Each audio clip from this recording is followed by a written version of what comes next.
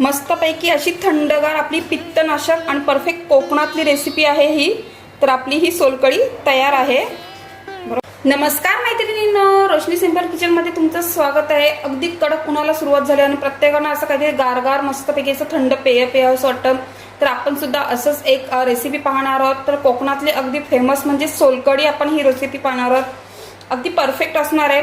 आता तुम्ही पाहिलं असणार की म्हणजे तुम्ही हॉटेलमध्ये वगैरे परफेक्ट त्यांचा असा गुलाबी रंग येतो छान, तर तो कसा येतो तेही आपण पाहणार आहोत। चला तर मग आपण त्या रेसिपीसाठी आपल्याला काय काय साहित्य लागणार ते आधी आपण पाहूया। तर इथे मी ओलं नारळ घेतले, त्याचे मी बारीक काप करून घेतलेले आहेत। कोथिंबीर लागणार आहे, लसूण लागणार आहे, 2 मिरच्या घेतलेत, जिरं घेतले आणि हे कोकम मी गरम पाण्यात अर्धा तास भिजत ठेवले होते, म्हणजे जेणेकरून त्या कोकमचा आगळ चांगला निघेल। आणि जे मी बोलली हॉटेलमध्ये त्यांचा अगदी गुलाबी रंग येतो, तर ते हे बीटने येतो। तर इथे आपण बीटचा रस घेणार आहोत। तर मग चला तर मग पटकन आपण आपल्या रेसिपीला सुरुवात करूया।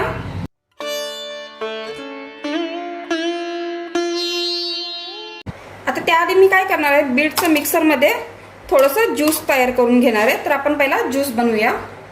हे पहा, छान आपण असं बीटचा रस करून घेतलेला आहे। आता आपण आपलं खोबरं वाटणार आहोत। आता त्यासाठी मी मिक्सरचं दुसरं भांडं घेतलेलं आहे।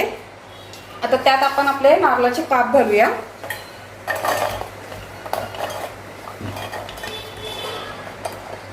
त्यानंतर जिरं घालूया, मिरचीचे तुकडे घालते आणि लसूण घालूया। आता ह्यात आपल्याला ना गरम पाणी घालायचंय, म्हणजे जेणेकरून आपलं जे नारळाचं दूध आहे ना ते चांगलं घट्टसर निघेल। तर आपण गरम पाणी घालून आता मिक्सरमध्ये हे वाटण करून घेऊया। हे पहा, एकदा आपलं आता हे फिरवून झालंय। आता आपल्याला हे गाळून घ्यायचंय। तर अशा प्रकारे एक भांडं घ्यायचंय, त्याच्यावरती ही अशी चाळण ठेवून स्वच्छ आपल्याला रुमाल घ्यायचंय आणि तो याच्यावरती हे करायचंय। आणि आता जे आपण मिक्सरमध्ये नारळाचं दूध काढलं होतं ते घालूया यात।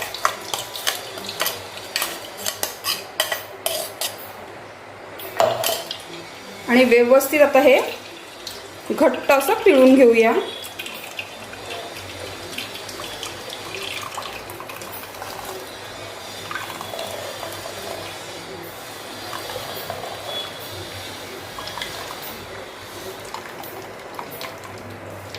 हे पहा, आणि आता पुन्हा आपण मिक्सरला लावणार आहोत। तर ही प्रोसेस आपण 2 वेळा करणार आहोत। तर मी आता पुन्हा हे मिक्सरला पाणी घालून पुन्हा वाटून घेणार आहे।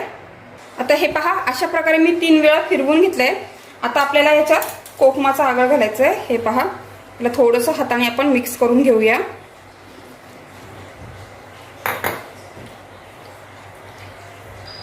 आता गॅलणीमध्ये हे घालून घेऊया।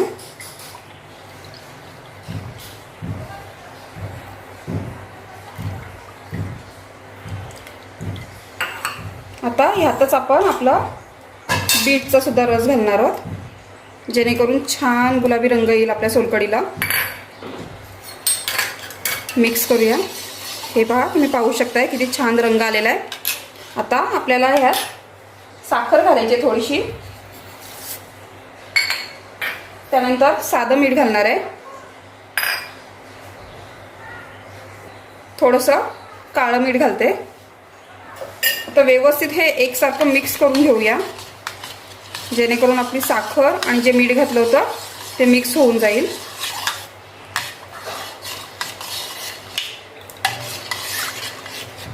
आता हे पहा, आपलं मिक्स करून झालंय। आता सर्वात शेवटी म्हणजे कोथिंबीर घालूया। तर तुम्ही पाहू शकता किती सुरेख रंग आलाय, अगदी परफेक्ट असं। आणि आता फ्रीजमध्ये ठेवून मस्त थंडगार प्यायला आपली सोलकढी तयार आहे। तर मैत्रिणींनो, तुम्हाला माझी ही रेसिपी आवडली असेल तर नक्की लाईक करा, शेअर करा आणि सबस्क्राईब करा।